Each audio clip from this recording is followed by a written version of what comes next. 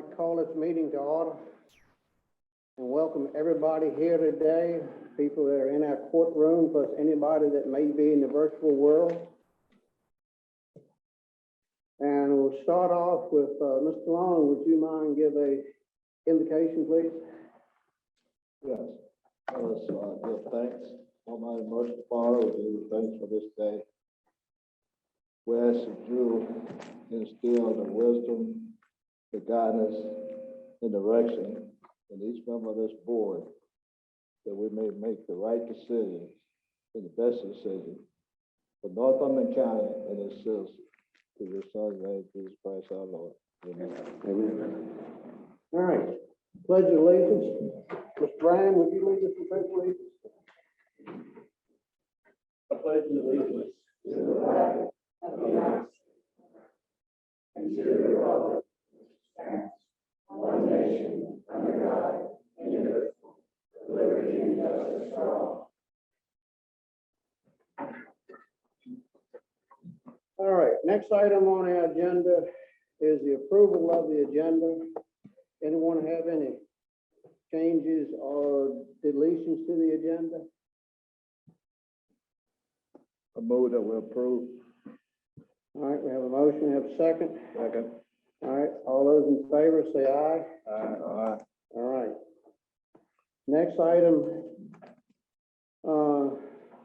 are the minutes. We have board minutes from the April 14th meeting, the April 20th, and the September 9th. Mr. Chairman, just for clarification, the September 9th, 2021 minutes were previously approved, but we did find incorrect resolution under the wrong motion. So we just wanted to correct that with the correct pricing under that set of minutes. Okay. You want that in a separate motion, or you want it all included? However the board wishes to do that. How does the board want to do that one? Do it all together. All right. I move that we approve the April 14th minutes, April 20th minutes, and make the correction as suggested by Mr. Tadlock to make it reflect what actually happened. All right. Do I have a second? Second. All right. All those in favor say aye. Aye. Aye. And that did include the September 9th, Yeah. 2020. Yes. All right. The next item is our presentations, and we have Three Rivers Health Department. Anyone here tonight?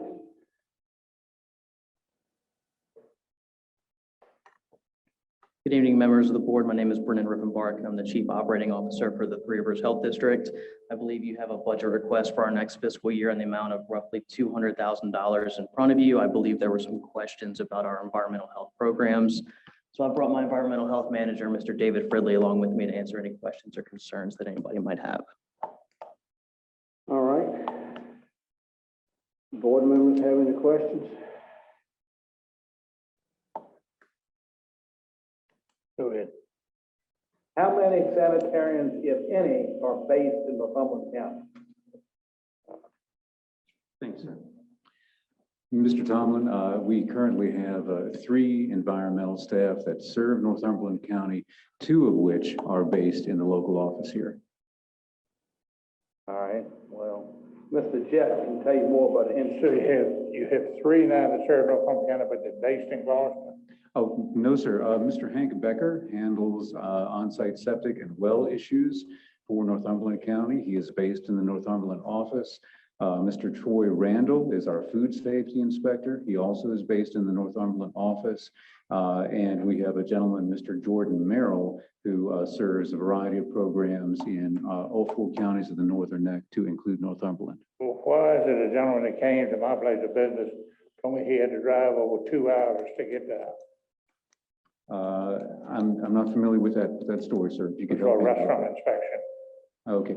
Oh, well, there was a period of time, especially after the relaxation of COVID business restrictions, where we had a fair number of restaurant inspections, which we had to catch up with. And so we gathered together basically a team of folks, our food safety inspectors from the whole 10 county district, and traveled around the district to help every county get up to date on its inspections, which had been deferred due to COVID restrictions. That might be what you're describing, sir.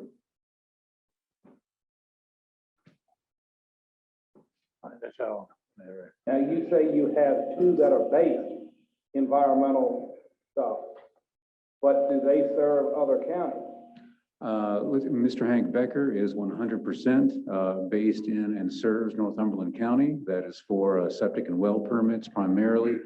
Mr. Troy Randall does food safety inspections both for every food facility in Northumberland County and also some in Westmoreland County.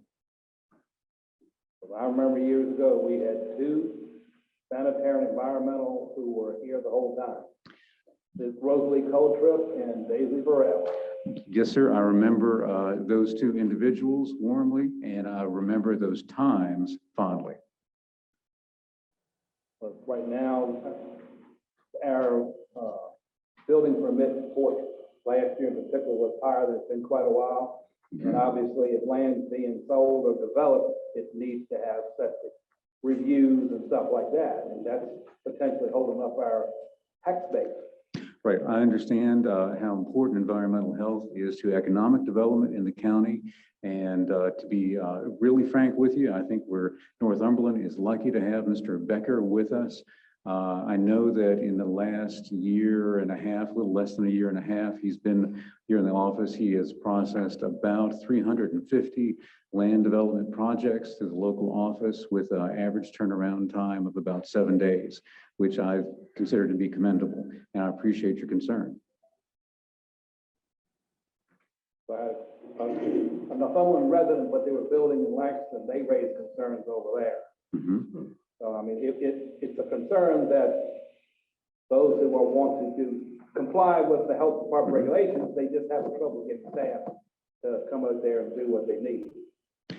I have absolutely seen a considerable increase in our business activity and environmental health over the last few years, and we absolutely recognize that. Yes, sir. Are you caught up with your food inspections now? Yes, sir. Because obviously, that helps with all localities too, from sales tax and just general business. I agree 100%. Yes, sir. Okay. That was our concern. Mr. Jett raised concerns about somebody 2 hours. To me, that's not very business efficient, even for government. I work for the state too, so I can say that. I understand what you're saying, Mr. Tomlin and Mr. Jett. That was a very short-term and unusual circumstance. But when we see a bigger bill and potentially less service, a little concerning. All right, I understand that. Yes, sir. What is the time frame now when somebody applies for a septic permit to turn around? In the majority of cases, the state mandated turnaround time is about 15 working days, which works out to about 3 calendar weeks. And we are keeping at about half that time here in Northumberland County on average. That's great. Yes, sir. Thank you. All right, now, if somebody has a private contractor who does the work, how much fact checking are y'all doing to comply with, to make sure you're doing quality insurance? Every project receives a review of the package that is submitted to us to make sure that everything is compliant with our regulations. We do a file search to make sure that the proposal meets with everything that is proposed on adjacent properties, and we have a goal to do a field review of a minimum of 10% of those. Because a lot of the private ones are former sanitarians. Yes, that's absolutely true. Yes, yes, sir. That's all the questions I have, Mr. Chairman. All right, anyone else have any questions? I don't have any. Tadlock, you have anything? I do. All right. No one else has any questions, and I thank you all for coming in today. Tim, thank you for the opportunity. All right, thank you very much. Mr. Chairman, I would just add that that was a request for additional funding for this fiscal year of additional $22,270. And that was based off of the JLARC study that was conducted. So that's what spurred off the conversation and having the health department come in. So I don't know if that's something that the board wishes to entertain at this time or have further discussion. So that would be for this fiscal year, fiscal year 22, Correct. not fiscal year 23. Fiscal year 23 there is an additional increase, but that's separate. We do have that in our proposed budget. How much choice do we have what the JLARC said? None? Mr. Chairman, I move that we grant the JLARC increase conform with law. Second. All right, we got a motion and a second. Any other discussion? But I would request any landowners, business owners who were affected to let Mr. Tadlock or us know so we can question about the follow-up too. All right, any other discussion? If not, all those in favor say aye. Aye. All right, motion passes. All right. Our next item will be an update from Virginia Department of Transportation. Bill, I'm doing well. Good to be here with you this evening. yes, sir, thank you. Just run through my report very briefly. We did some asphalt patching on Honest Point Road and Fruit Plain Road. We swept the curb and gutter in Callio, Reedville, and Wacomico Church. We cleaned some pipes and cleaned some ditches on 202 and on Fleeton Road. And we've patched potholes countywide as well as addressing other work orders. As mowing season is upon us, we're going to do a complete mow of all the primary and secondary routes here. Contractor will start in Lancaster at the end of the month, and then they'll move to Northumberland. While we're waiting for him to get here, we're doing site distance mowing countywide. We've already started on that. So we'll be mowing for site distance at intersections. We'll continue to patch potholes countywide and address work orders. The pavement schedule, those guys are still working in Richmond County. So it'll probably be later in the summer before they get here to Northumberland. The chip seal was placed on Louisetta. I expect them to come back in June to do the slurry. So we've got a few more weeks to wait on that. On the plant mix schedule, you may have seen 201 Courthouse Road has been paved. And they've started milling in Burgess on 360. And I expect once they finish there, they'll move to those two secondary routes, Remo and Holneck. Clarktown Road, we'll do that rural rustic route, hard surface to gravel road late this summer. On the scour repair, you may have seen the signs posted on 604 and 605, advertising the willingness to hold a public hearing. We did not receive any requests to hold a public hearing. So we are planning to go to advertisement on those two in August. And then 601, we'll be advertising a willingness for that soon. I expect that won't go to ad until December. And I will tell you that the two routes, 604 and 605, those two repair projects are bundled with three others, so there are 5 total. The other 3 are I believe they're in the Saluda residency. They're not in the Northern Neck. So the contractor will move from one to the next. I don't know which one of these will do first, but I would expect he would do one and then the other, but there may be a little bit of a lag before he gets here if he starts on one of the other 3 first. But I would expect them all to get done this year, or those 2 to get done this year. 601 probably won't be done until 23 if it doesn't go to ad to December. That's all I had. If you all have anything for me, I'd be happy to look into anything. Jet, do you have anything? Yeah, we're looking at this, David. The paving that's going on in Burgess right now, Miller, is that coming all the way up to Cedar Point Road? Yes, it's from Cedar Point to the 4-lane east of Burgess. Where it goes to a physical barrier for it, right, that little river market. I think so. So it's coming from down all the way to Cedar Point. Okay.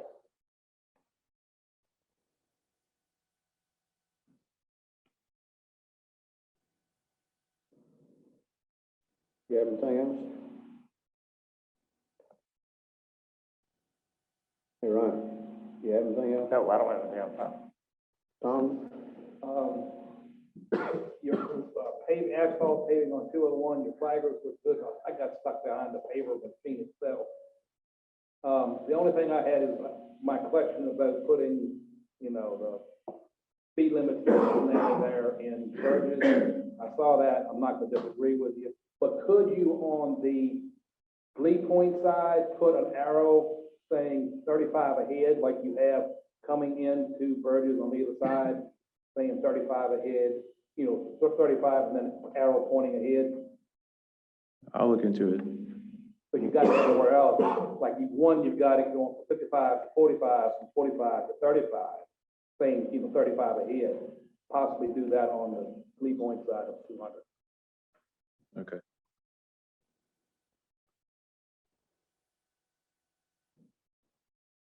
All right, everything else? No, that's it. Mr. Brand, you got anything? No. Mr. Long? Yes, what control does VDOT have over the bridges bridge in Whitestone and the one in Tappan? Do you have a committee that oversees? Well, we have a district structure and bridge section. So there's a whole section that takes care of all the bridges in the district. And then as far as operations and maintenance, my office, they look after the bridge structurally and we look after it, operationally. Are you aware that a petition is going around on the one in Whitestone? Yeah, I think there's always one going around. Yeah. Well, look, what do you plan to do about that bridge? I mean, I done had a lot of complaints, So- we had several accidents on there. Yeah, we had one yesterday. I'm not prepared to speak about the bridge, but I can get you all that information. It's part of a superstructure or super projects plan. It's very expensive to replace the bridge. There's a long-term program, and I can get you those dates and those funding about what's planned on the Norris Bridge. Sure would appreciate it.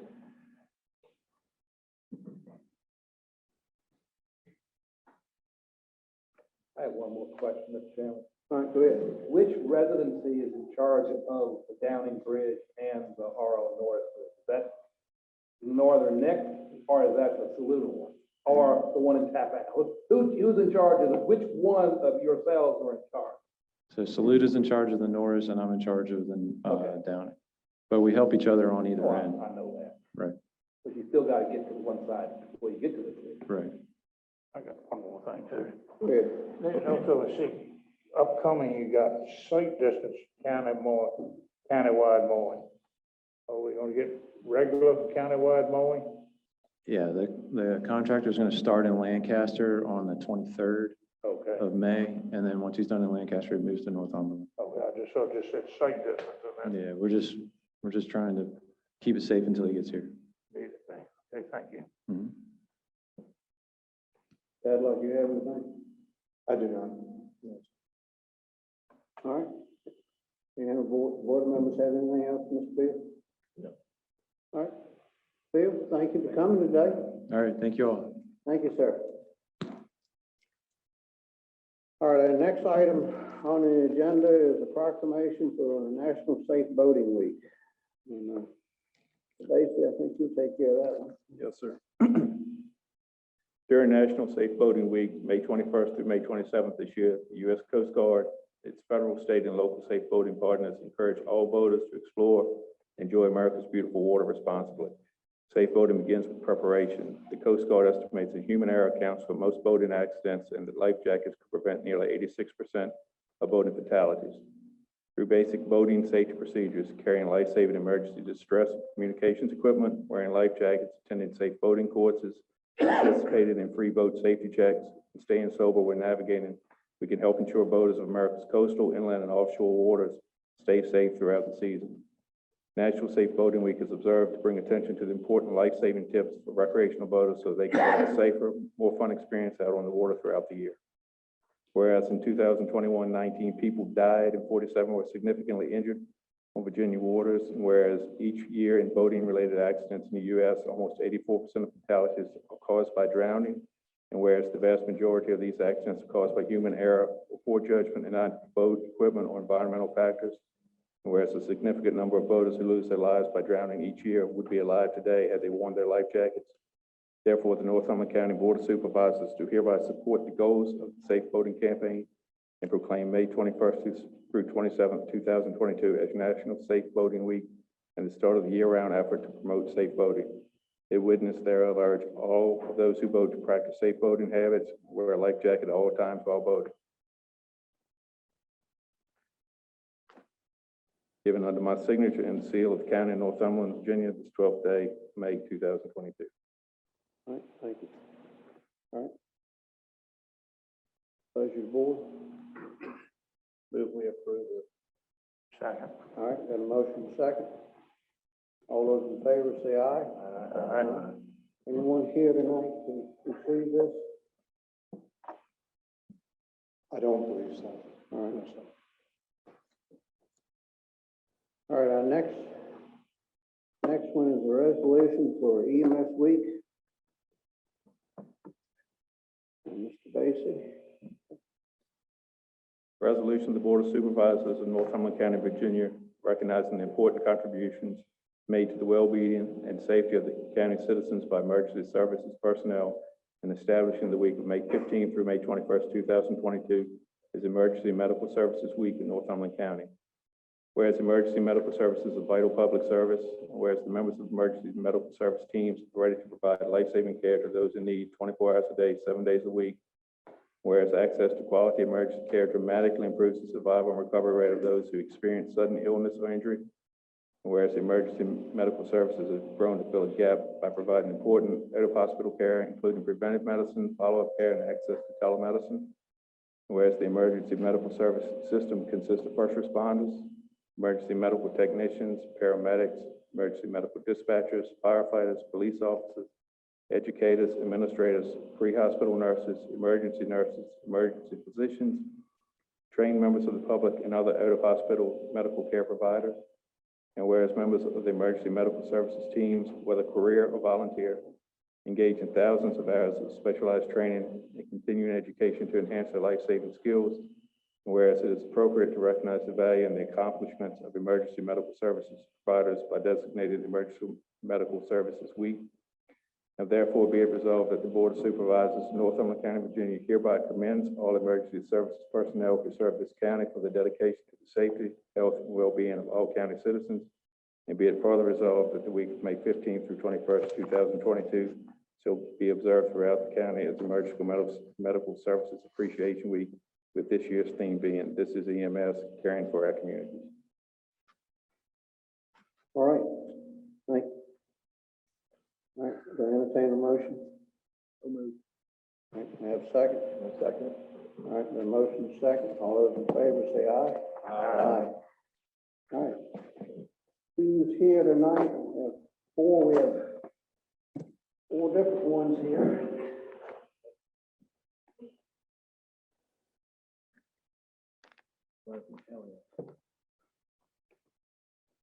Come on up, Wes. Come on up, Come on, Wes, you too.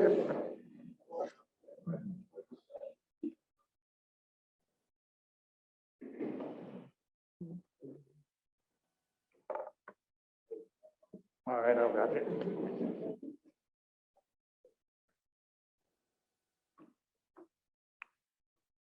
All right. Great pleasure. I award y'all this because y'all do an excellent service in the county, and service we need. We need it more and more every day. So thank y'all very much. This is Mid-County.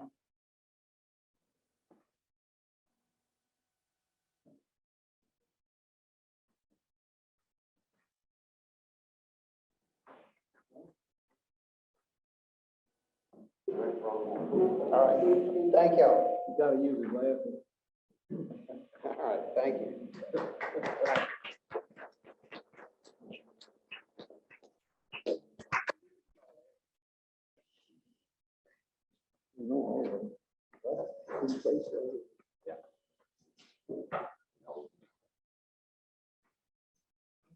All right. And next one is a resolution for Police Week.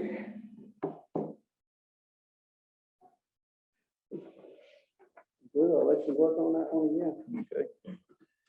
Whereas police officers throughout the state of Virginia work tirelessly to protect and serve citizens, enforce laws, keep our neighborhoods, schools, and families safe. And whereas police officers report for duty aware of the sacrifices they may be called upon to make and risk their lives each and every day in order to safeguard the public and enforce laws of the Commonwealth.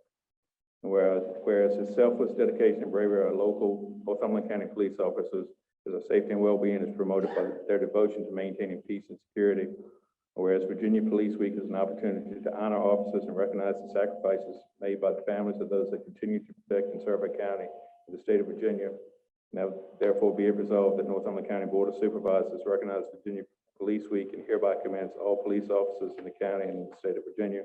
Be it further resolved that Northumberland County Board of Supervisors strongly encourages all members of our community to join in with it personally expressing appreciation to our officers for the dedication and devotion to their work. So moved. Second. All right, a motion and second. All those in favor say aye. Aye. All right. Come on. All right. All right. Turn sideways, put the full face. Al, thank you very much for the service you do and all the employees you have in the sheriff's department that do excellent job. Thank you, that's good work. I'll pass that on. All right. Thank you. Appreciate it. Thank you.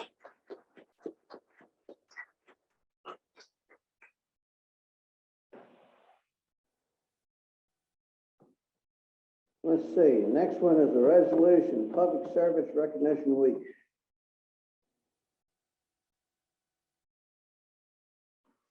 Drew, why don't you take care of that? Whereas public servants give tireless efforts every single day and serve Americans at many levels of government, and whereas public servants in Northumberland County include local, state, federal government employees from varied professions, and whereas public employees take not only jobs but solemn oaths, and whereas day in and day out they continue to fulfill their duties by providing diverse services demanded by the American people of their government with efficiency and integrity. And whereas without these public servants at every level, continuity would be impossible in a democracy that regularly changes its leaders and elected officials. And therefore be it resolved that the Northumberland County Board of Supervisors do hereby announce and proclaim to all citizens since set hereto that May 1st through 7th, 2022 is Public Service Recognition Week. All citizens are encouraged to recognize the accomplishments and contributions of government servants within Northumberland County, Virginia. All right. So moved. Second. Second. All those in favor, say aye. Aye.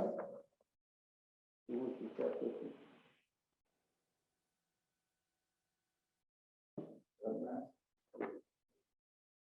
Yeah, we got a lot of public service. We'll get to one. Oh, good Lord.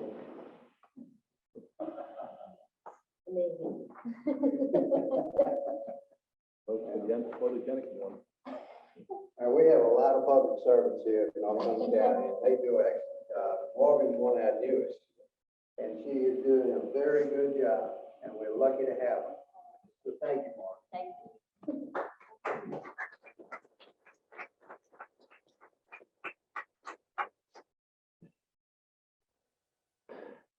Let's see. Resolution, Teacher Appreciation Week. Oh, let's just keep on going. Whereas teachers mold future citizens through guidance and education, whereas teachers encounter students from widely differing backgrounds, whereas our country's future depends upon providing quality education to all students, whereas teachers spend countless hours preparing lessons, evaluating progress, counseling and coaching students, and performing community service, whereas our community recognizes and supports its teachers in educating the children of this community. Now therefore be it resolved that the Northumberland County Board of Supervisors proclaims May 2nd through 6th, 2022 to be Teacher Appreciation Week, and be it further resolved that the Northumberland County Board of Supervisors strongly encourages all members of our community to join with it and personally express an appreciation to our teachers for their dedication and devotion to their hard work. Thank you. So moved. So moved. Second. Second. All right, all those in favor say aye. Aye. Anyone here tonight to receive this? At least one teacher here on that. Yeah. We got any teachers here tonight? Got two of them. Oh, come on up, please.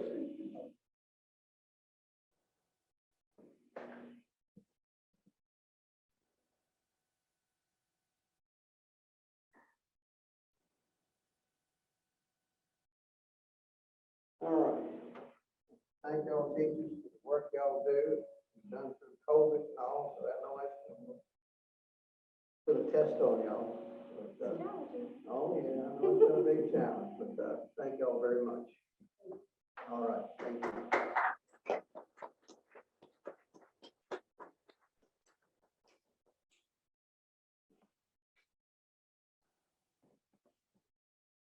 Well, let's see here. All right, the next one on the agenda is the update from Northumberland County Schools. Anyone here from the schools would like to comment on anything tonight? Board members have any questions?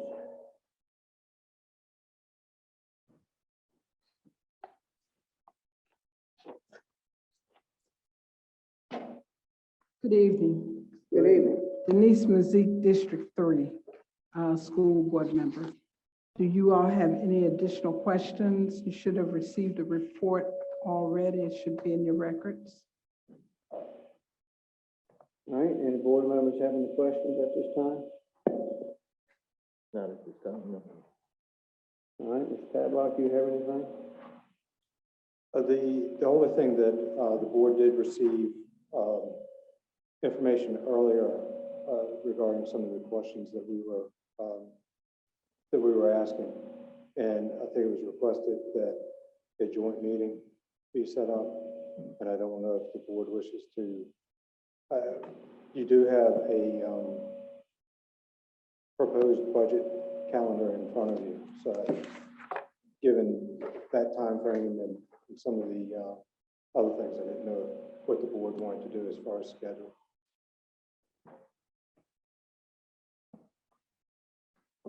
Board want to take a minute to look at that and give us a decision.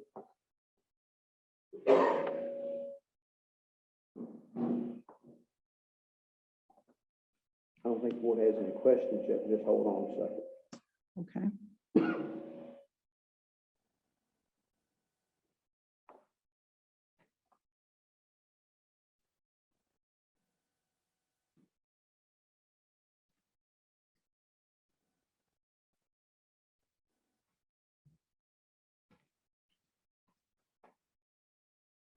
Tadlock, you have on here 5/19 budget work session.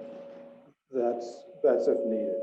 I wasn't quite sure how long the radio committee meeting would run the night before.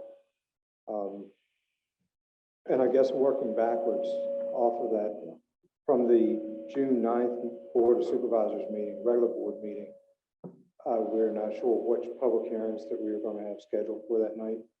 So I was trying to put the budget capital improvement public hearing on a different night rather than the regular scheduled night. So I couldn't go the week after that because of the planning commission meeting.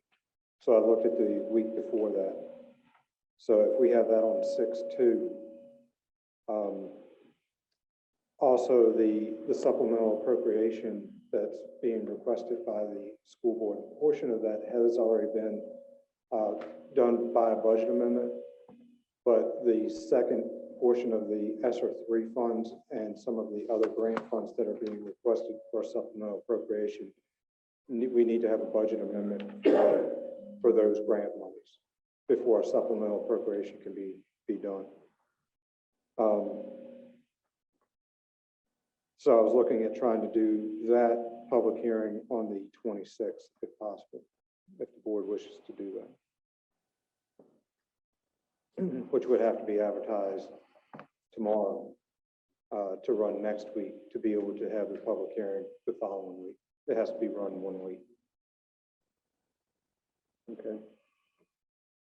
What's the board's pleasure?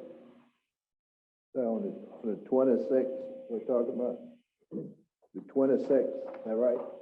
26. That, the 26th would just be for the fiscal year 22, the current budget year. budget amendment.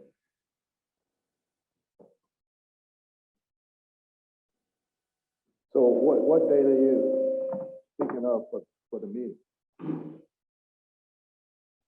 Well, any of those dates. I wasn't sure what the board's availability was at this time.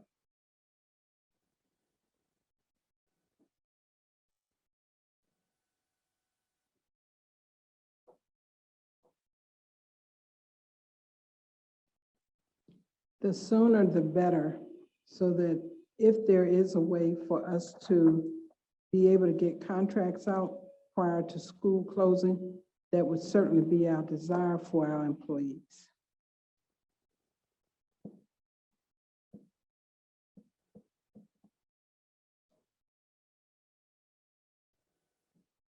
And so you said the 26th, that gives you time not to advertise.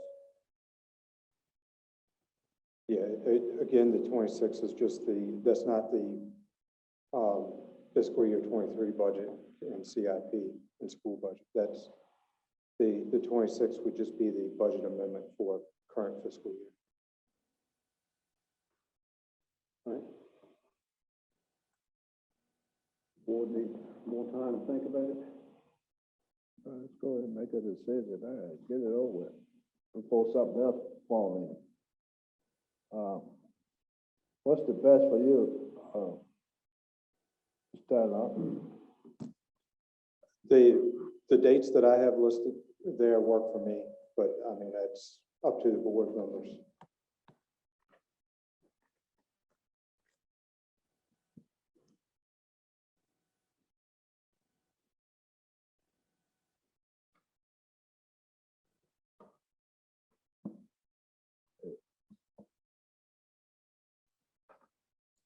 The 19th?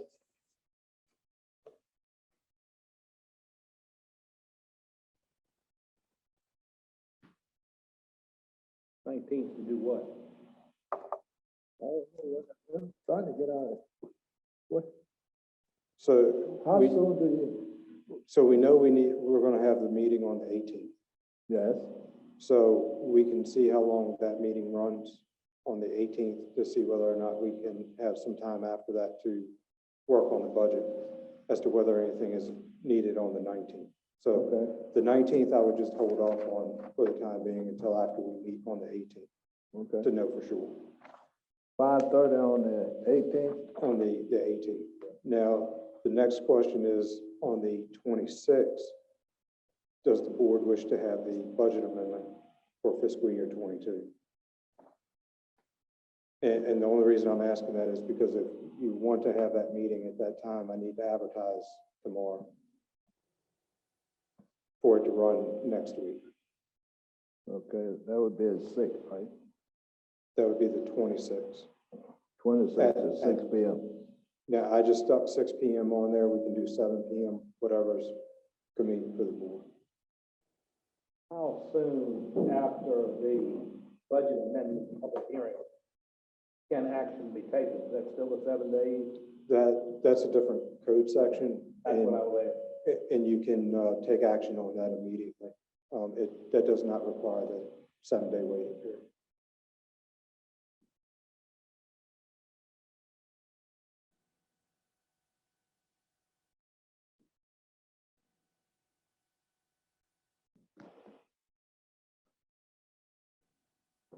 Why not just do it on the 26th?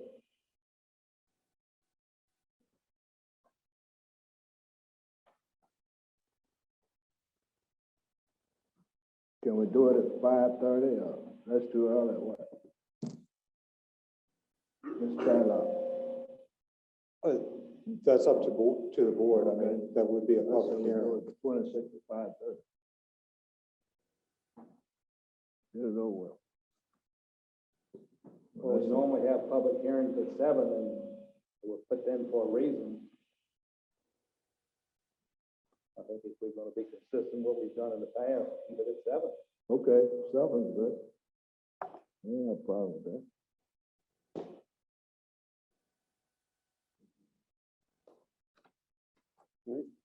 At pleasure of the board then. 7 o'clock on the Do you 26th. need a motion to that effect? Mr. Tadlock? If I could get a motion to, So moved, 26 at 7 for the public hearing on the fiscal 22 budget amendment. Second. I've got a motion second. Any other discussion? If not, all those in favor say aye. Aye. Any other date you want to set now, Mr. Tadlock? until we have a work session on the budget itself, I think the rest of the dates, we've hit the most critical time constraint dates that we need right now. We can talk about the elements later. Okay. All right.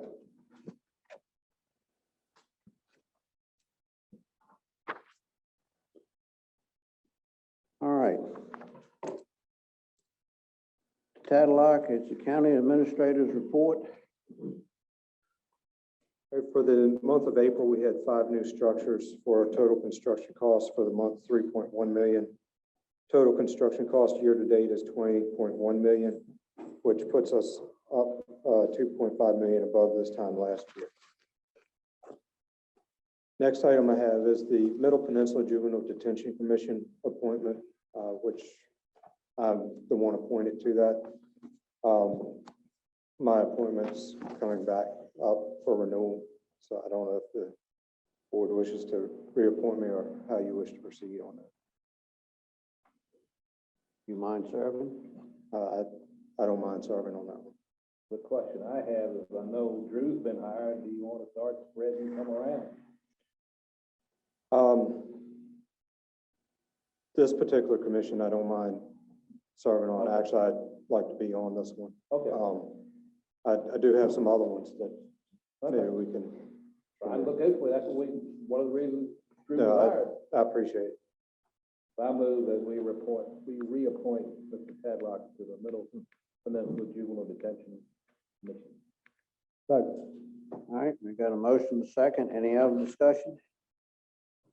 If not, all those in favor say aye. Aye. Thank you, Mr. Tadlock. Next item I have is the reappointment for Lee Allen, Economic Development Commission, District 1, and he is willing to serve again. All right, Move to appoint. second. You seconded it? Okay. Let me make sure. Yeah. It's all right with you? Oh, yeah. All right. All right, we got a motion and a second. Any other discussion? If not, all those in favor, say aye. Aye. Allen's not here. Tell me, Mr. Allen. Yeah. You're right. Yeah. Next item I have is reappointment of Jamie Tucker, Rappahannock Community College Board, and she is also willing to serve again. Second. All right, we got a motion and a second. Any other discussion? Not, all those in favor say aye. Next item I have is the RFP is in your packet for water wastewater engineering services engineer to be on retainer. As we are seeing more projects related to water and wastewater, staff would like to have an engineer on retainer versus having to go out to put this out for RFP each time we do that. We would like to advertise the request for proposals, if agreeable with the Board of Supervisors, for an engineer to be on retainer for the water and wastewater. Mr. Gregory has looked at the information, and there was a certain section in there regarding the contract up to a certain number of years, and we had just grabbed that information off of another example that we had seen. What Mr. Gregory is recommending is that we start off with a 3-year term, which can be renewed for 2 additional 1-year terms. So for a total of 5 years. So we can swap that information out if the board wishes to move forward with it.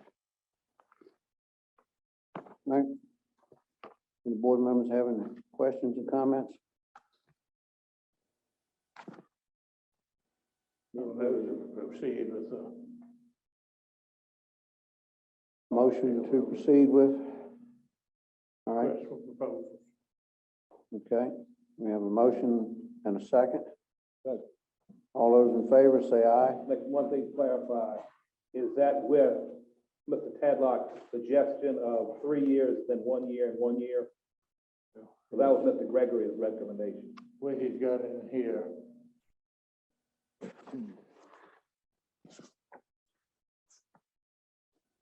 Yeah, in the draft language, which we had used another example, I believe it was a 9 or 10 year term.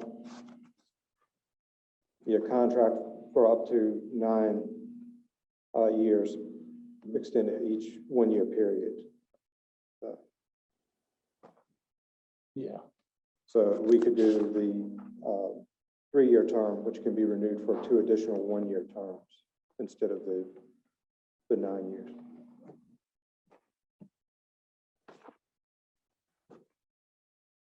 All right, anybody else have any other questions? That your Yes. motion? I second it. All right. Any other discussion? If not, all those in favor say aye. Aye.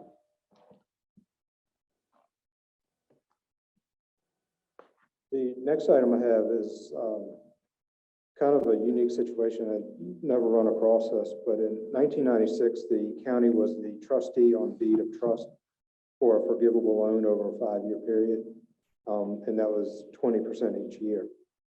The 5-year period for which this note covered has passed and should be forgiven, but to date, nothing has been recorded releasing that that forgivable loan is being shown as being satisfied.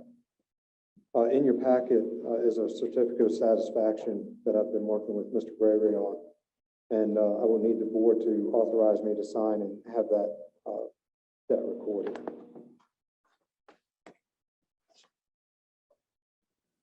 Need a motion? Yes. Need a motion? Yes, sir. I move that we allow Mr. Tadlock to move forward. All right, we have a motion, have a second? All right, we have a motion and a second. Any other discussion on this? If not, all those in favor say aye. Aye. All right, Mr. Tadlock. Next item was just a discussion on upcoming budget updates, information. The Planning Commission has held its public hearing on the capital improvement plan. We'll be getting that information to the Board of Supervisors. And we have set up the dates on that, so I don't have any more information on that unless the board has any questions on the budget aspect. Did you say you have set up or have not set up dates?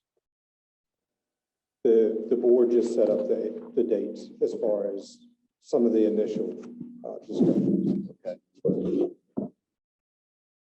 But we have not set any specific date for the public hearings as of yet, so, on the budget or CIP.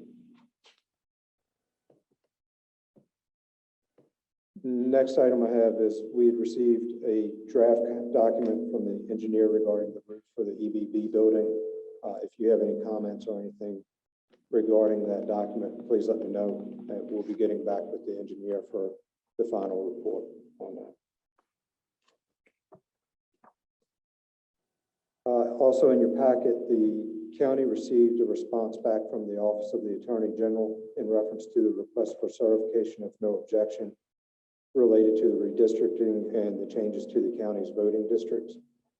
The Office of the Attorney General finds no reason to object to the proposed changes. So we are moving forward with the registrar's office and trying to get the information that they need to make the necessary changes.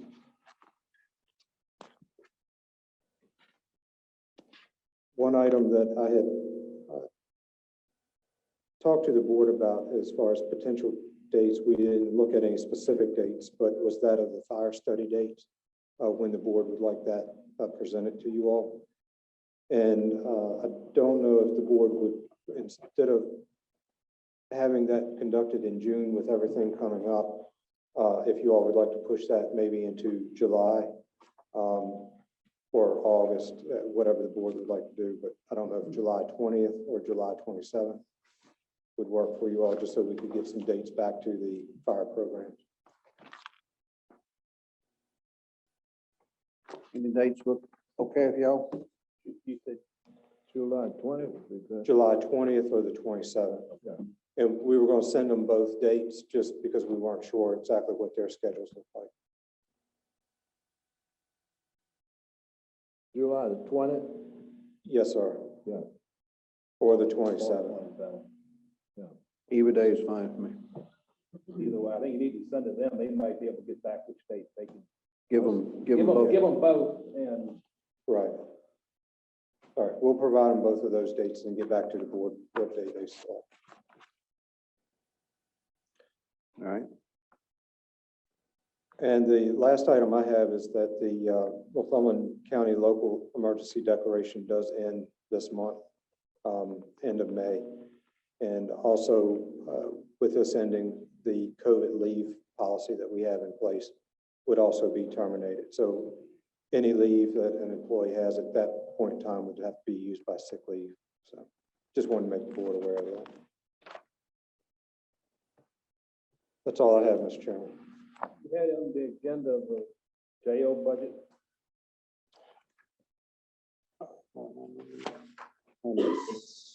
Sorry, yes, sir. Thanks for catching that.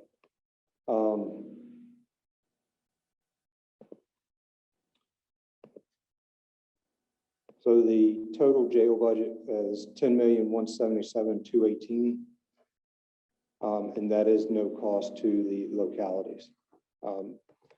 The jail board did approve that at their last meeting, and it does need to be approved by each of the member localities.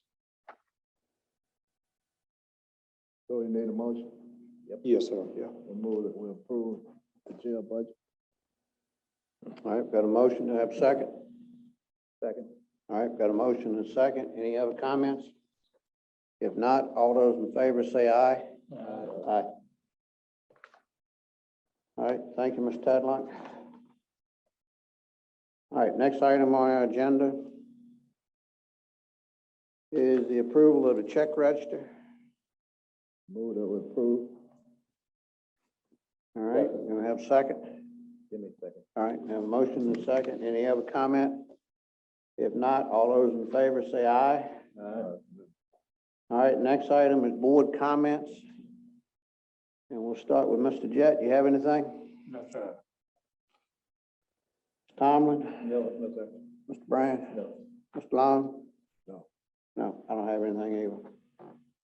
All right, next item is I need a motion to convene into closed meeting.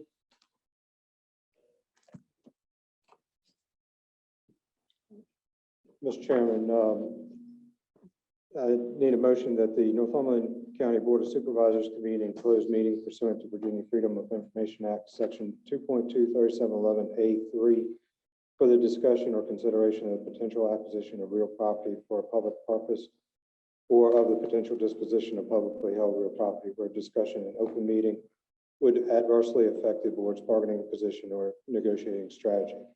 And invited to attend the closed meeting as necessary are the county administrator, assistant county administrator, and county attorney because they are deemed necessary and their presence will reasonably aid the board in its consideration of the topics to be discussed pursuant to Virginia FOIA Section 2.23712F. So moved, the reason stated by Mr. Tadlock. All right, do I have a second? Second. All right, I have a motion, second. All those in favor say aye. Aye. All right. Ladies, and gentlemen, we're going to convene in closed meeting just for a few minutes and we'll be right back.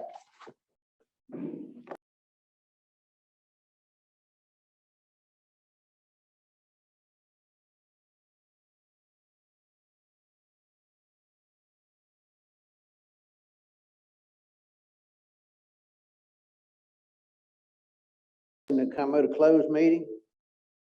So moved. I got a motion to have second. Second. All right, all those in favor say aye. Now I entertain a motion that we did not discuss anything that we were not supposed to, and we'll do a roll call vote on that one. Mr. Chairman, I have that statement if you want. Need a motion that the Northumberland Board of Supervisors return to public meeting and certify by roll call vote that only public business matters lawfully exempted from open meeting requirements by the Virginia Freedom of Information Act and as were identified in the motion convening the closed meeting or are discussed or considered during the closed meeting. All right. Move that we certify what Mr. Tadlock. Second. All right, got a motion and a second. All right. Jet? Aye. Mr. Tomlin? Aye. Mr. Brand? Aye. Mr. Long? Aye. Danny? Aye. All right, we're back in open meeting again.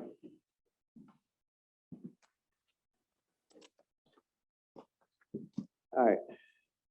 And next item on the agenda is public comments. Anybody here tonight like to say anything about anything going on? Come on up and say so. Come on up. Whoever gets up to the microphone first. I thought there was somebody ahead. Hey, 1 minute. Yeah.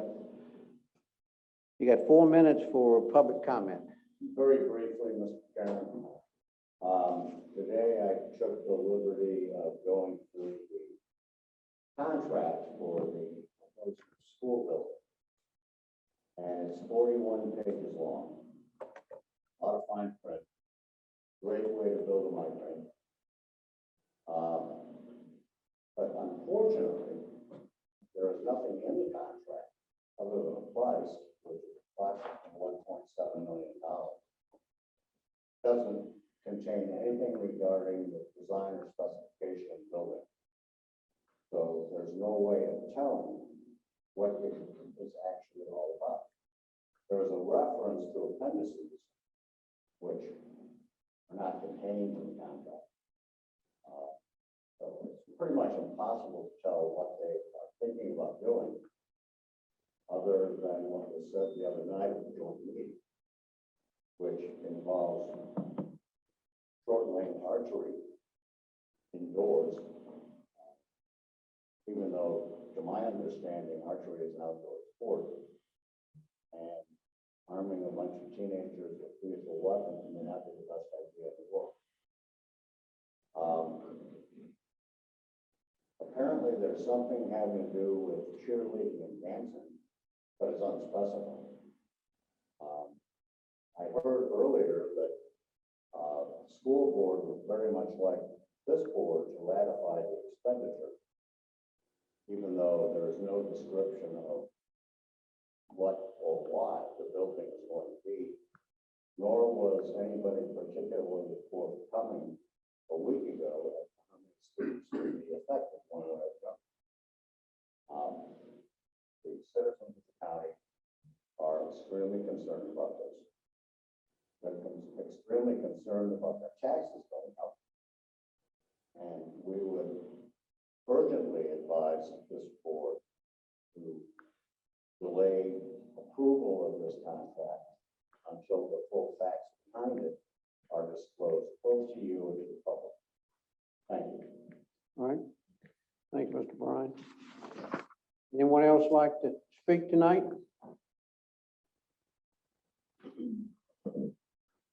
Good evening. I'm Shelby evening. Brooks. I'm from District 1, and I also am a teacher at the high school, along with the Education Association co-president. I want to speak about the school budget itself. I, as a teacher, and especially as a leader of teachers within the county and other staff, I'm very concerned that we do not have a budget yet that has been approved. And I know the school is only asking for level funding from you. So it's not that they're asking for an increase, we're staying the same. The issue that has come up is that if you do not have this budget approved soon, we will have teachers who will leave the year without a next year's contract. That is opening us up to lose teachers. Teachers rely on that contract before they leave. It is a critical thing. If I will give you an example. I personally do not want to leave because I love living in this county. That's one of the reasons we moved here, and I've been working here for a while.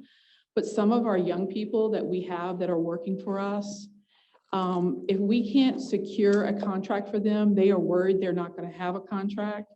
There is other counties, especially even your local counties here, who are already issuing and hiring contracts. So if we don't step up and go ahead and approve our budget, I'm worried that we're going to lose staff and actual teachers who do not have a contract, because it's opening that door up that we usually do not have. And we have teachers who will be leaving the schools as of the 1st or 2nd of June. And I know you all have to have a public hearing before you approve that budget. So we are really running on a short rope here. And we have enough issues that are going on. And if you want to know, we had positions, every school system pretty much had at least 1 or 2 positions in this area that they did not fill. And we have most counties in the state of Virginia, because of teacher shortages, we have some that go from anywhere from 200 to 400 and some positions that were not filled in the 21-22 school year. It's up into the thousands at this point. So we need to keep the teachers we have. They need to be able to hire teachers and give them a contract. And at this point, you can hire, but if you don't sign on the dotted line, that teacher who's being hired to replace one that is retiring does not have that written that says, I got to stay here, and we can hold them to it. They can be hired by another county. And we have lost a few teachers who already have a contract. Even though they have interviewed here, they've been hired by local counties who are given contracts to them. So I'm urging you to consider that school budget. I know y'all are being conservative. I know that the state has not approved their state budget, but we're not going to lose money. We have a surplus in the state right now. I do not see how that funding is going to go down if you really look at the numbers. So that's my urge for you all as a member, voting member in this county, and as a teacher too. I don't know if you consider that, but you should consider that. Okay, thank you. All right, thank you. All right, anybody else like to speak? Good evening. I'm Gail Starrett, School Board District 5. At our last meeting, joint meeting with you all, Dr. Wargo presented this document that it answers pretty much everything you just said, and I believe you were here. But I know it's 264 students right now that they think this will impact. The archery program is part of the JORTC curriculum that we've just implemented, and we would like to implement that safely. The building design, the contract, and everything is open and available to anybody that would like to see it. We can get that to you by email. I'll be happy to ask Dr. Wargo to do that. It's an opportunity for these children that we haven't had before and that we haven't had to beg to have happen. It took 10 years for us to get the elementary school. Some of you were involved in that and some were not. Because everybody enjoyed the elementary school so much, it was pretty easy to get through the middle and high school. We have buildings we're very proud of. This is another one that we'll be very proud of if we can get that. I would like to ask this board tonight if you would make the appropriation for the funds that are just waiting for us to take advantage of for this athletic building, and to commit to pass our level funded budget so we can issue contracts to our people before school is out. Last week, I was interested to hear comments from the Board of Supervisors about what they felt schools ought to be teaching, such as farming, changing tires, reading an analog watch, and boiling eggs were mentioned. These things can be learned on YouTube in about 3 minutes. But I also heard you complain that kids always have to look things up on Google like that's a bad thing. Do any of us really want to go back to reading a map where we have to pull over our car and unfold it? Find our facts in a set of encyclopedias like I used to have to do and type my term papers on a typewriter? I think we need to get into the 21st century and allow our kids to grow. The new facility is needed and it's possible now. We have thoroughly explained the building's advantages. We have met the qualifications set by VDOE. They didn't want us to add the school board into it, so we did not, but we still have the opportunity to provide the building for our children. There's absolutely no reason this money should be returned to the federal government because of inaction. Please, just agree to the appropriation and allow our students to benefit from this opportunity.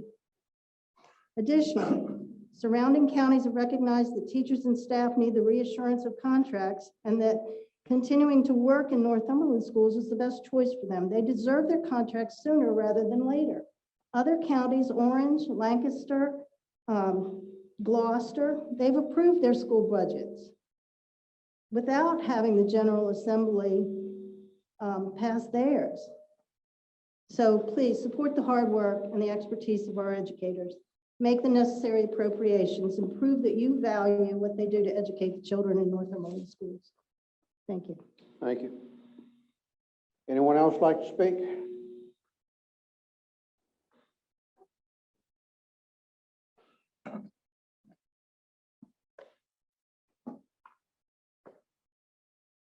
Good evening.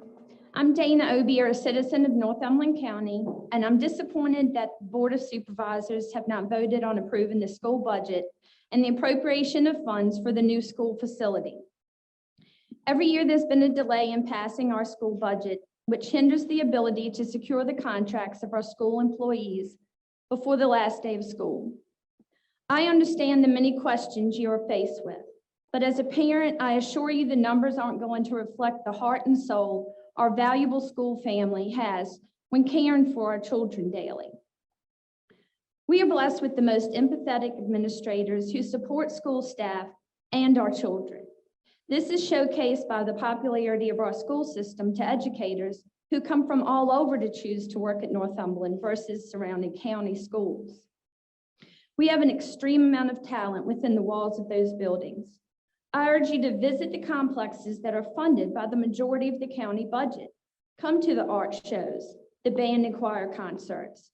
Come to the school plays, the award ceremonies, the sports competitions, the academic competitions. Northumberland school students win regional, state, and national awards. We attract large colleges and universities who want to draft our graduates. We are advancing our STEM programs. All of this is why I urge you to pass the school budget and appropriations for the new facility. As the Board of Supervisors, it's your responsibility to showcase the appeal of our county to attract new businesses. It's your job to address our affordable housing shortage for young people. And you should promote our county, including the school system, to draw in families to take root here. You are only punishing our students with the delay or a failed vote. Lastly, I would like to share this. Children learn what they live. If children live with encouragement, they learn confidence. If children live with praise, they learn to appreciate. If children live with fairness, they learn justice. Security, they learn to have faith.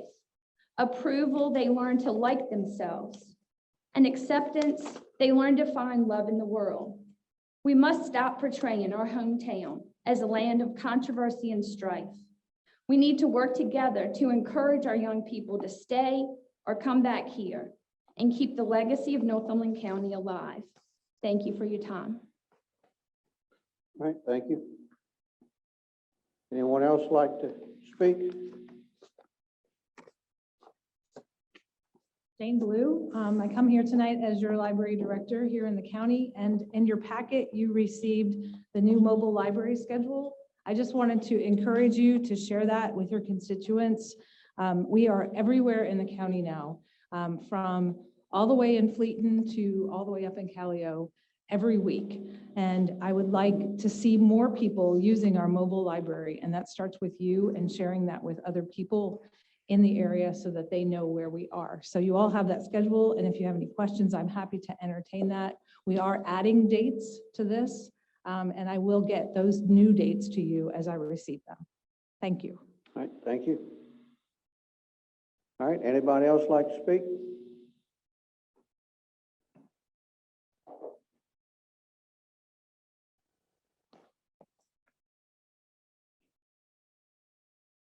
Good evening. My name is Suzanne Smart.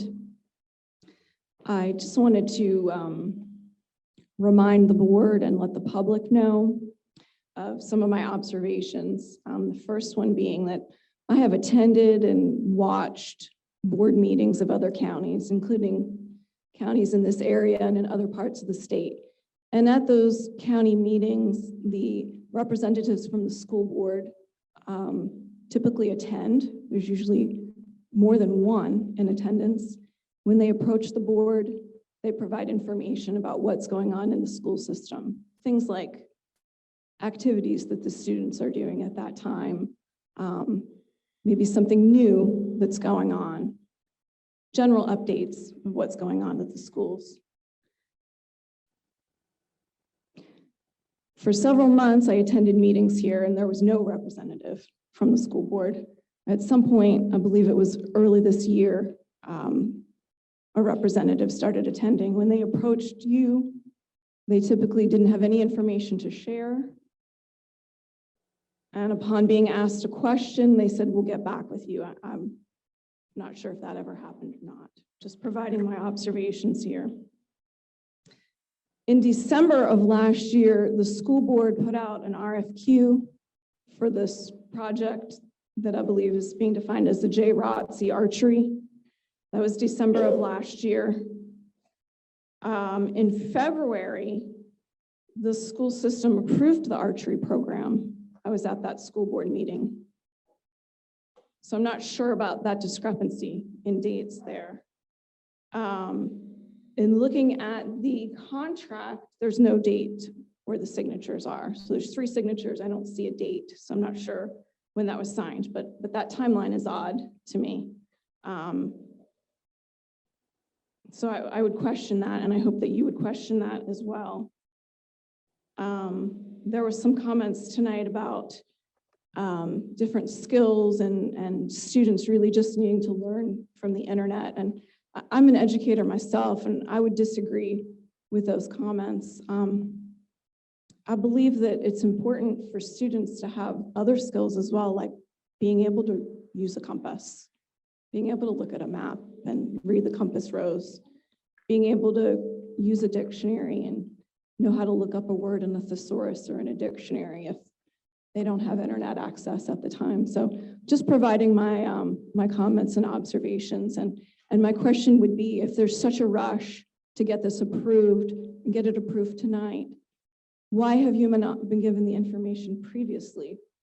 Why were you not in the loop in December when the RFQ was put out? Why were you not in the know when the program was approved in February? And if my memory serves me correctly, that budget for approval was only $2,000 or $3,000. So these are just all questions, observations and questions. Thank you. Thank you.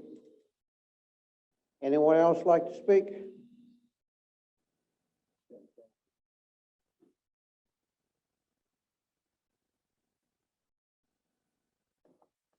Good evening, board. My name is Gary Dickens. I am the chemistry and physics teacher at Northumberland High School. I also supervise the engineering and game design students. I am one of the reasons we need that building. If you visit my room anytime during the week, you will see 2 classes going on simultaneously. I teach chemistry and have a game design course going on at the same time. I teach physics. I have a game design course going on at the same time. When my engineering students are there, I have a game design course. Northumberland just won a $37,500 grant to launch 2 new courses that I and our CTE director, Mr. Lightfoot, will be launching. My course is on robotics and computer-aided manufacturing. That course is going to get some large equipment, a large 2D laser cutter, a large mill, where I teach students how to program mills and laser cutters as if they were going to work at Dahlgren.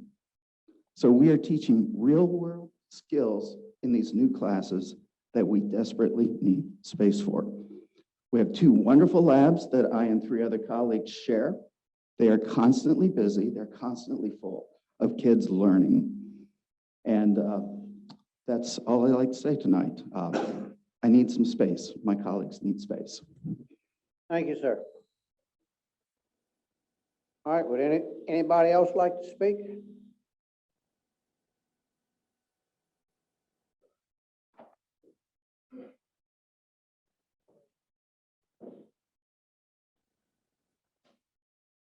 Name's Maurice Johnson.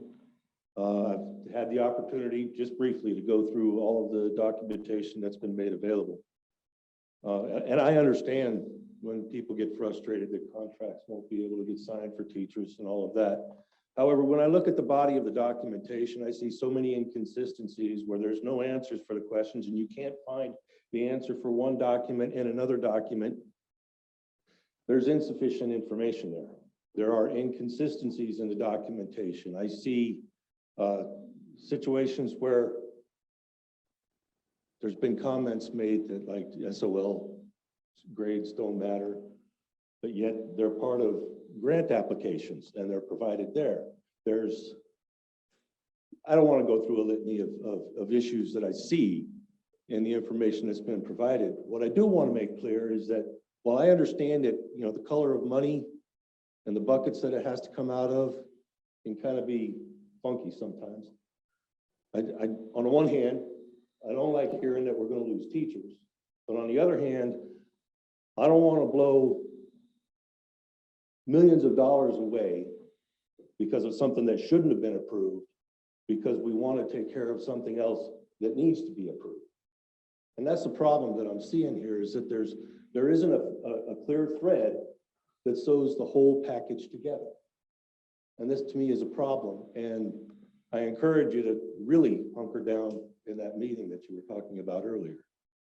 But that's just my observations. And I share my friend's observations as well. But this can't go through the way it is. This package is not clean. That's it. Thank you. All right, would anybody else like to speak? My name is Karen Baker. I'm a citizen, I'm a parent, I'm a teacher. I wasn't going to speak tonight, but I have to say, this building that you're so opposed to is funded. This building that you don't want our children to have is funded. I don't understand. And what I really don't understand is we're transparent. We want community members in our schools. We want you guys to come in our schools. We are doing great things. Come ask us, come talk to us, come in my classroom. You know, if you have questions, we're very open. You know, we only want what's best for our community, our school system, and for each of you. And I don't see very many faces other than, you know, in schools. And I've taught here quite a while. I've lived here my whole life, and I don't really recognize many, you know, but I hear complaints constantly about what, you know, there isn't misappropriation of funding, and there isn't. We're doing great things in our classrooms. Come see us. The buildings are open. You know, come talk to us. Ask us what we're doing. If, you know, or if you don't, sorry, go on the internet and look at our page. Dr. Wargo has a superintendent's update every week that's telling the great things that we're doing. You know, and, you know, you are going to lose teachers. You may not care, but you're going to care when there aren't people to take care of you when you're older. You know, you're going to care when it starts to affect other areas of your life. You know, so you may not, you know, it's true. Contracts matter, you know, and we have amazing teachers. You know, I mean, our math program, our science program, our art program, you know, our special education program, you know, but really, we're transparent. I invite you in. Come on in. Come visit. You know, thanks. Thank you. Anyone else like to speak?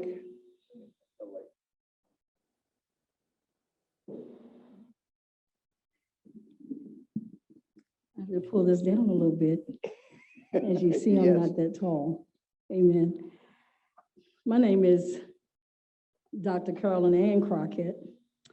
And I had an opportunity to, I know Mr. Long has stated in the past, to come out and be a part of this particular union that we're here to share on today. But when you had the meeting the last time, I was out. And I have sat here and observed, as this young lady has stated as well, and all the teachers that have gotten up to say how valuable we are. The concern that I have when we look at this, I would say we're using in the school system Venn diagram. And when we use this Venn diagram, we put everybody in a specific category. First, I want you to know what I teach at Northumberland High School, the high school and the middle school, because I am a teacher that has to teach both special education children. And what I see is that there is no balance. And when I say balance, is that we're not thinking about the well-being of everyone if you would put everybody in a Venn diagram. We're more concerned about funding, we're more concerned about this and that in the community, but we're not looking at the people that go forth each and every day to make things happen within the school system.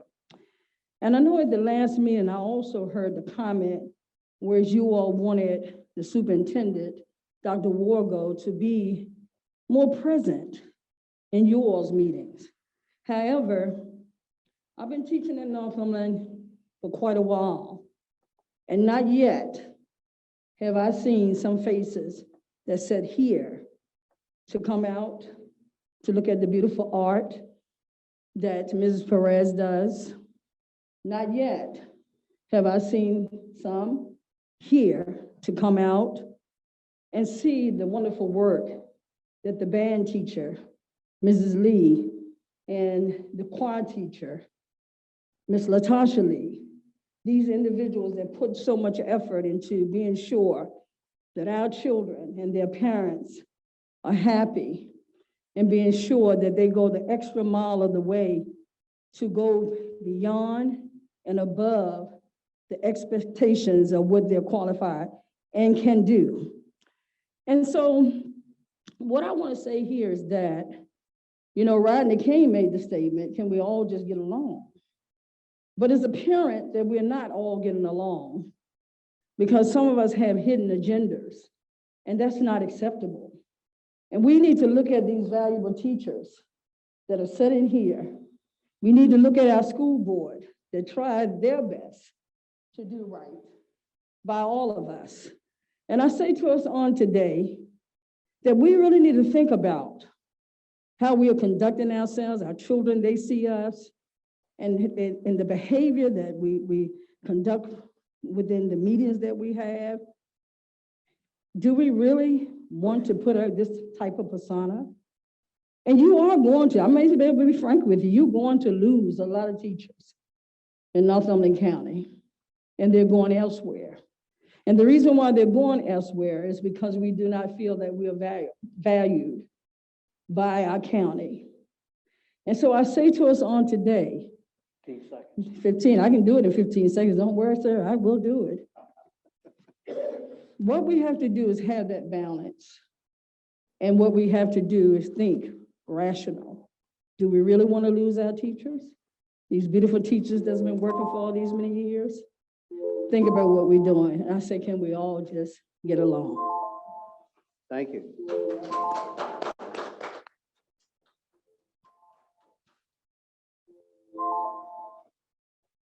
All right, anyone else like to speak tonight? Virtual world.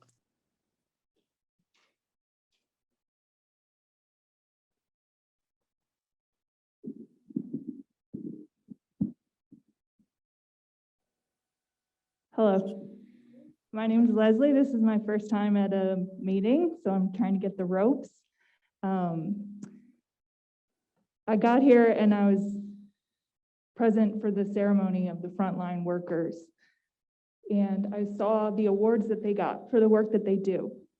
And I said, Teacher Appreciation Week. That's really nice. That's so cool.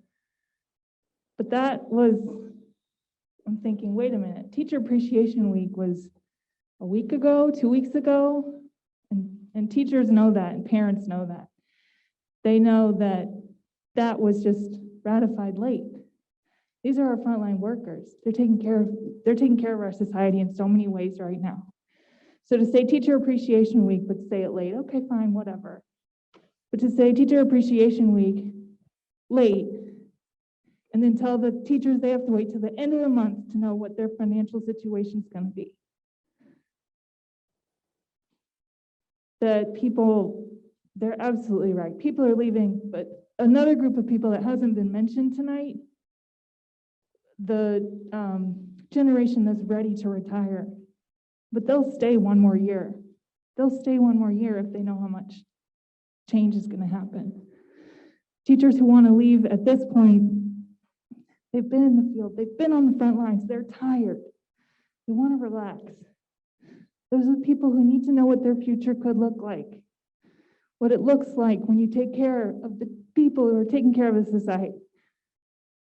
And I want to say that I'm not a parent, I'm not a teacher, I'm an informal educator. I'm here to teach kids about nature because I care about this community. That's why I showed up tonight. I care about this community. You take care of the community that you care about. Thank you. Thank you. All right, anyone else like to speak tonight? Yes, I would like to speak. Anyone else like to speak? Yes, All right, we're in the virtual anybody in the world. virtual world like to speak tonight? Yes.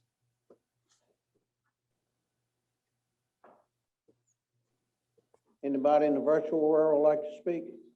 Yes, I have my hand up.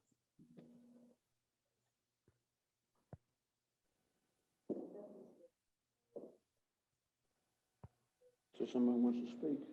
Yes.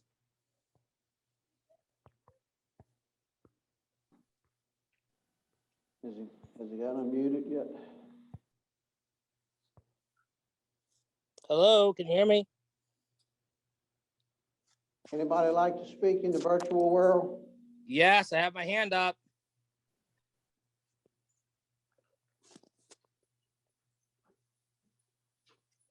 Can't get it? I'm here. Can you hear me? Hello? Can't hear. Can you hear me? I've been trying. I have my hand raised. Got anything, Robert? Nothing coming through? All right, well, if you don't have anybody else that wants to speak tonight, He is trying to speak.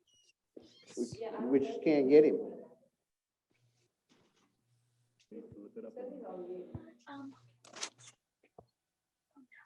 Hello, I'm here.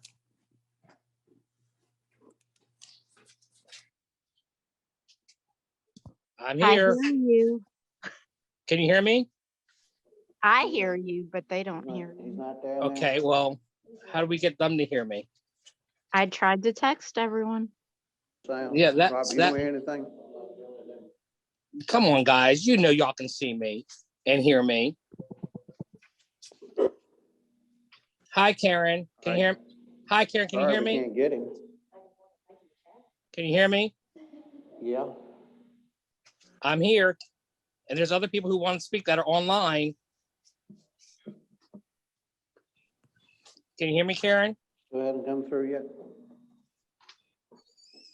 I can't hear him.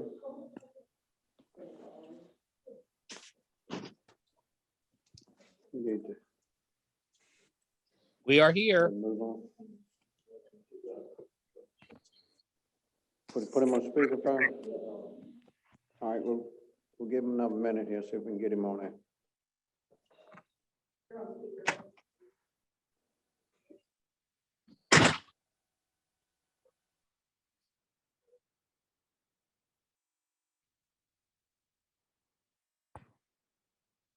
A lot of comments from taxpayers who have the best interest of our county at heart.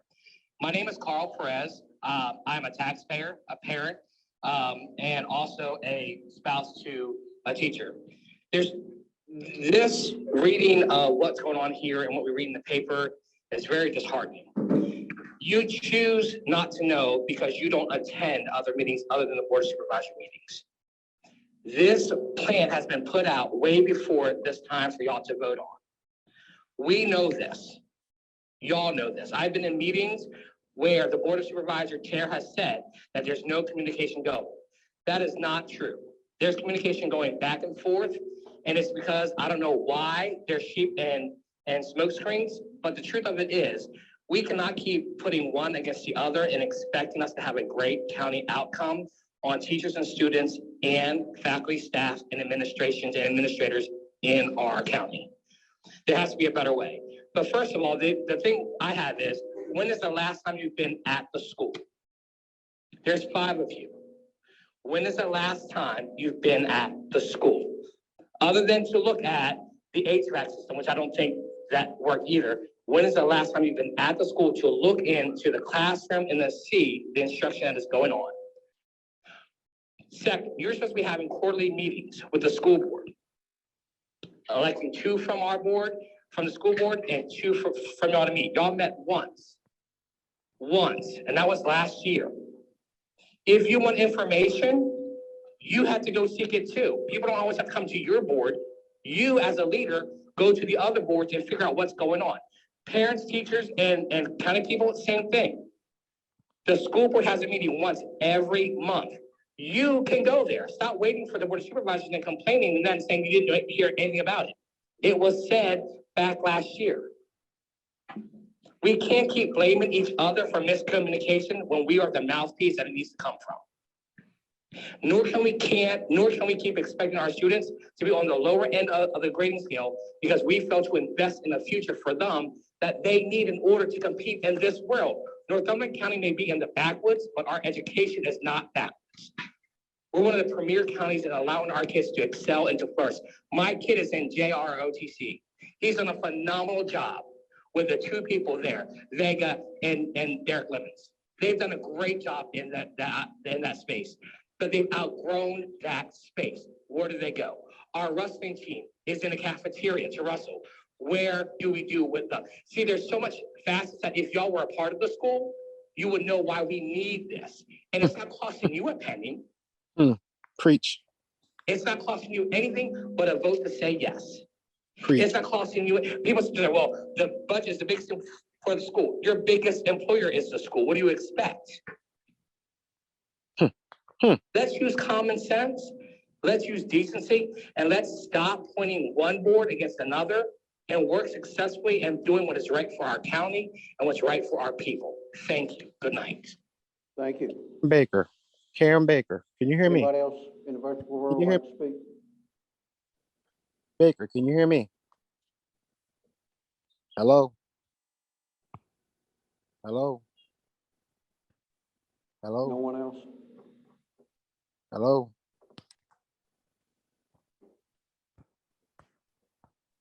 I can hear you, but they may not be able to hear you. Right. Is there a way you could do the same thing for me for the Bluetooth? Put it on.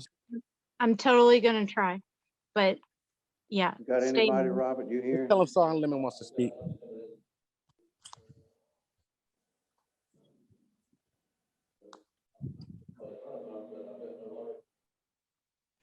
Okay. No one else then? All right. If we don't have anybody else, please. I'm gonna close the public hearing. Hello? Mr. Chairman, Mr. Chairman, Not public hearing, public hello, comments, I'm sorry. Thank you. hello, That is a shame that they keep ignoring you guys because it says Hello? cabinet. It's supposed to be 7 o'clock Mr. public hearing, so Chairman, we there's were another running person. 20 Did you tell minutes Baker behind. Perez? Did you call So Baker? our first item Call on the Karen Baker. agenda tonight I don't know her is number. Karen Can you Baker. call her? request by Hack Tell her to call me. Neck Farms. All right, hold on, let me see if I can LLC, get a hold of her. Owner Miles Cockrell. This is terrible. Anyone Yeah, here keep tonight? calling. Call Come Karen on up. Baker. I don't have her number. I'm calling her now. What is her number? Karen Baker's number is let me get to it. And make Her- sure when you're about to speak, you tell them that they couldn't They were not. My name's responded. Corvette well, LaJoy. I'm actually the agent for. the applicant 804-580. and I'm here to coordinate any additional information or questions Alright. that you may have. All right, can you tell us a little bit about your project that you want to carry on? Sure. So the project is located at Glebes Point, so right at the base of the bridge. And the request is to, at the existing docks that are already in place, to put 4 upwellers approximately the size of 20 feet by 40 feet in 4 of those existing slip areas for oysters as part of the Little Wacomico Oyster Company production. And so we've already submitted the joint permit application, which is how we've gotten to this point. We're currently working with VMRC to answer any of their questions as well as the Corps of Engineers. To date, we haven't had any questions from them. So just wanting to see if you all had any questions or any additional information that we could assist with your decision. Okay. All right, any board members have any comments? Questions? No questions at the time for, They're 20 feet by 40 feet, and there's going to be 4 of them. That's what it said in the application. I thought you said 20 by 20. Oh, I'm sorry, 20 by 40, That's yep. in your application, 20 by 40. Mhm. That's all I have. that's all I have. Anybody else got any questions? All right, I tell you what, let us open the public hearing and then you can come back and speak. Thank you. All right, I'll open the public hearing on this. Anybody that'd like to speak? I have a sign-up sheet here, but I don't know if it's the sheet you were supposed to sign on. Jane Blue, Patrick O'Brien, Leslie Newman. All right. Anybody like to speak on this tonight?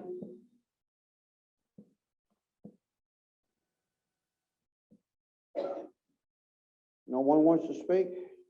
Anybody in the virtual world like to speak? I don't know what's going on with that aspect of it, but you have a few people from the last section, and I have one on the phone again that said he has been waiting and had his hand raised and has not been able to speak. So I'm not sure what the disconnect is with your system, but you do have members that want to talk. All right, let us get this through and we'll come back to it. Okay. All right. All right. You got anybody with a hand raised? Nothing on your view. All right. All right, does he want to speak?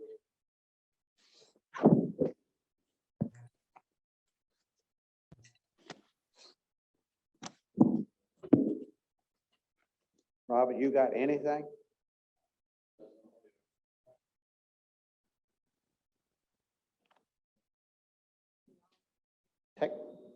Robert, take a look at see if we are having a problem. Patrick, you got your public hearing over there, that's not. Yep. All right, anybody else in the audience tonight would like to speak on this? All right, no one else wants to speak. I'll close the public hearing. And I'll put the matter before the board. Mr. Morrison's not here, who's reading the suggested. Yep, You're hiding behind me. he's hiding tonight. You're hiding. Mr. Morrison, you have any conditions? Yes, sir. The suggested conditions, if approved, that all required permits and or licenses shall be obtained from all appropriate registrations, including but not limited to the Marine Resources Commission. All exterior lighting shall be non-reflective and directed downward.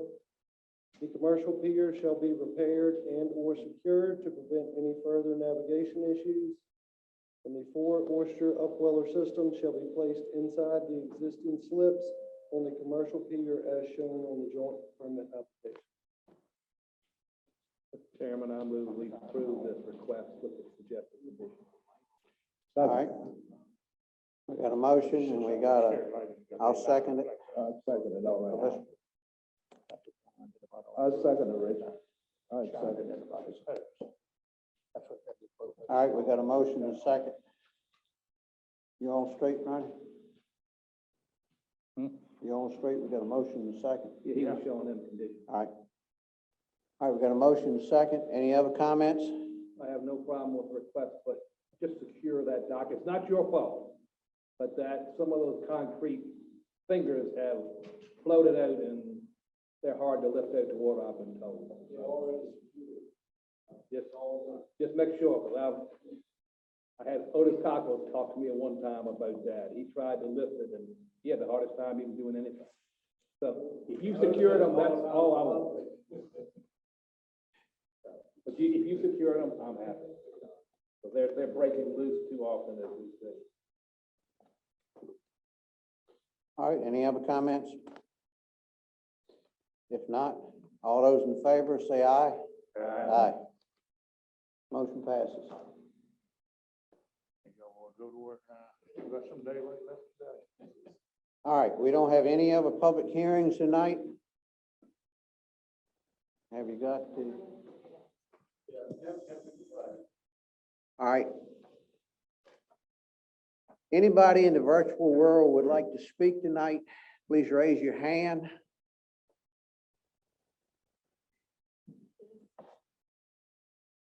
Anybody?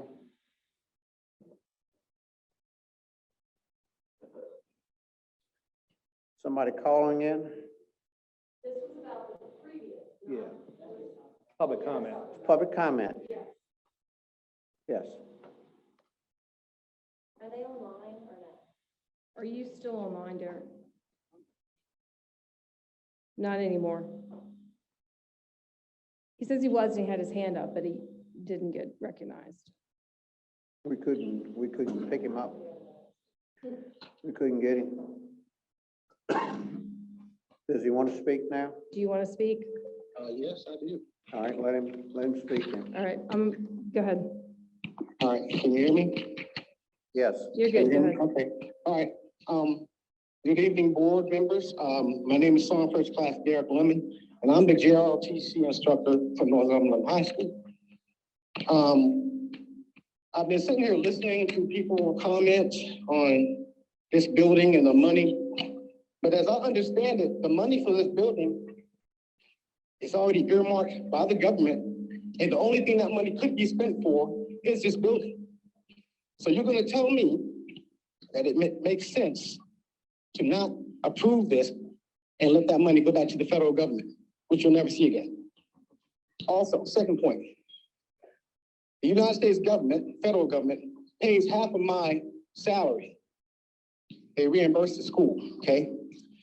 The US Army invests millions of dollars in equipment every year for this school. Mr. Dickens got up and spoke earlier talking about his STEM and his robotics. Well, JROTC received a robotics kit and we gave it to them to use. Okay? So I have never met any of you gentlemen, 5 board members, I've never met any of you gentlemen at the school. But I can guarantee that you've met my cadets when you see them marching, leading the parades in the county. When you see them, when they're out there leading and presenting the colors before the football games and the basketball games and the softball games and the baseball games. And I'm sure you see them in the paper when they go to summer camp and they end up being one of the top cadets out of the entire camp. There's only 4 of them. Each year for the last few years, 2 of them have come from Northumberland. I bet you see in the newspaper when our cadets go to a drill competition and they win first place. I guarantee you. The question I have is, I don't understand what the backlash and what why are you fighting against this building? Because first of all, I need this building to teach my kids to be able to properly teach them. Because I can't get into the gymnasium because the basketball team's in there. Or the volleyball team's in there. The JROTC has specific requirements. I am required by the United States government to participate in specific things, drill competitions, archery, air rifles. I can't do that because I don't have the space to do it. The only thing that I can do is take my kids to drill competitions so they can march. Last year, Rappahannock High School, we went to camp with them because of COVID. They have an entire building to themselves for JRTC. He has his air rifle set up, he doesn't have to take them down. He has his archery target set up, he doesn't have to take them down. He has a space to march. His kids, they have all the space in the world to do what they need to do. I just want to know why Northumberland County, because I know there's a lot of money in this county anyway, but this isn't the county money. This money comes from the federal government. It's a grant. I just want you to understand how much the kids in this school need JRTC, and they need their space to be successful in JRTC. Some of your best leaders you will have in the future come out of JRTC. Ashley Burgess, Emily Burgess, Haley Baker. These are names you will hear in the future because they're going to come back to Northumberland and do something and be leaders. They may even take your job, your positions. So just think about the future of this county. I don't even live in Northumberland. I feel like Northumberland is my second home. I love the people there. I love the teachers I work with. Dr. Wargo and Dr. Burns do an incredible job. I just don't understand why y'all fight against the teachers so much. Everyone out here talks, I just heard a couple of gentlemen talk about this money. I don't know if they have kids or not. But it seems like they don't care about other people's kids. Because if you cared at all about these kids, there would not even be a question about whether this building should be funded, whether or not you should vote to accept free money. I have nothing else to say. Thank you, Ms. Baker, for helping me out. All right, thank you. All right, one more time, anybody in the virtual world like to speak? You got anybody else? Got one right here. All right, now I have to get up. Ignore my shirt, I'm sorry. Everybody seems to be really upset about this building. I don't think anybody's against it. I'm not against it. My kid did much better in JRTC. I'm actually making him take it 2 semesters next semester because he's a much better person. It made him very more regimented. I think there's a lot of ill feelings between the 2 boards, and I think it needs to be worked out. And I don't think, we're not against teachers. I don't have an agenda. I just want to know what's going on in my school, and it takes some research to find it. Yes, the information is available. I found plenty of information online. I don't think there's anything that nobody wants it, and nobody doesn't want to pay the teachers. I appreciate the teachers, but there are other things in this county that need paid for too. Sheriff's office needs stuff. County needs stuff. You know, everybody needs stuff. Everybody's got their hands out. So it's just all about making sure the money goes to the right places. That's all I think it is. Thank you. Thank you. All right, anybody else like to speak?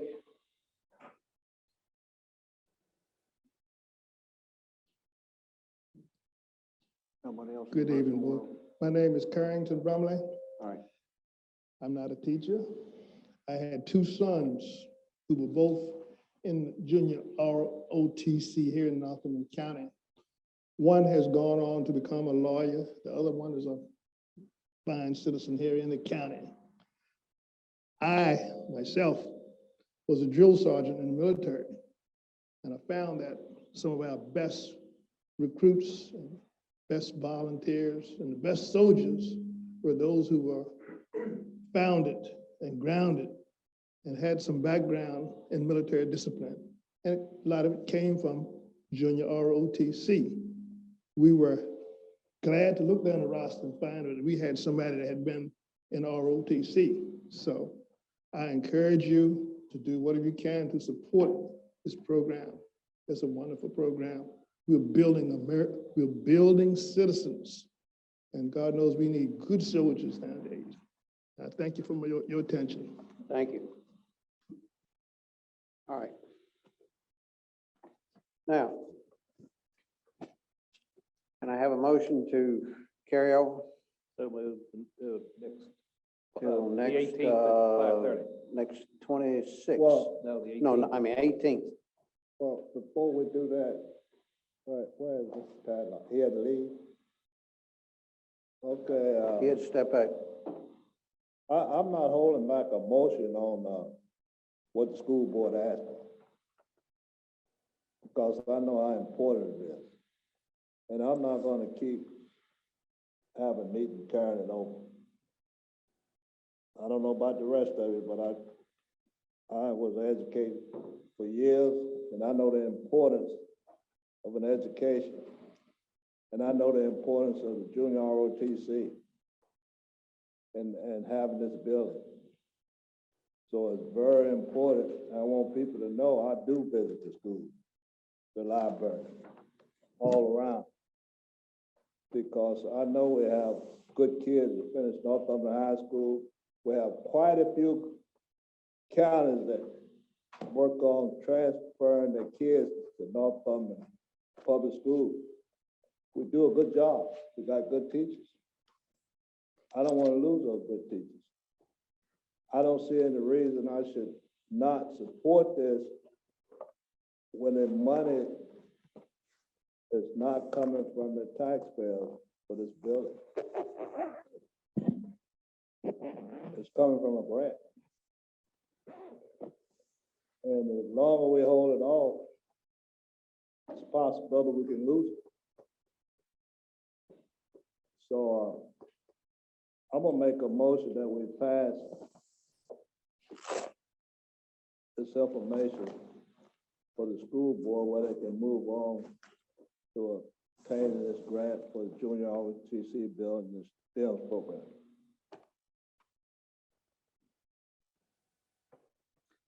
Mr. Long, we have to have a public hearing on it before we can make a motion. We had, then went. And the public hearing is, Mr. Tyler, where do we stand with this? The school board had presented this information to us. Why is it taking so long for us to make a decision on it? So in order for the board to move forward on any action with that, the board has held a public hearing on the ESSER 2 funds and a portion of the ESSER 3 funds. It was like $2 million and some dollars that the board had previously heard. They put that in the budget. You all have that in the budget, but it was not appropriated. The ESSER 2 funds and the ESSER 3 funds were not appropriated. So the remaining portion of those ESSER 3 funds, I believe it's like $1.1 million. And then the other grants have to be, before the board can take a supplemental appropriation, because it's more than 1% of our budgeted expenditure for the current fiscal year, we have to have a public hearing for a budget amendment. Okay, how soon can we have a public hearing? From what I understand, I know you understand too, it's a possibility we could lose this grant. Yes, sir. And that's what we were talking about earlier tonight, was to try and have that public hearing as soon as possible. We have to have the advertisement of 1 week. And then that's the public hearing that we're having on the 26th. Okay, so after that public hearing and everything. You can take action on it that night. That particular, on a budget amendment, it does not require you to have the 7-day waiting period. Okay. I hope the school teachers that here understand that. And board members. Ms. Tadlock, can you clarify whether or not, how long is the ESSER money, which is under the American Rescue money, good for? Till what, 2024? It's my understanding that that portion of the JROTC building is through September of 2024. But we can confirm that. Oh, yeah.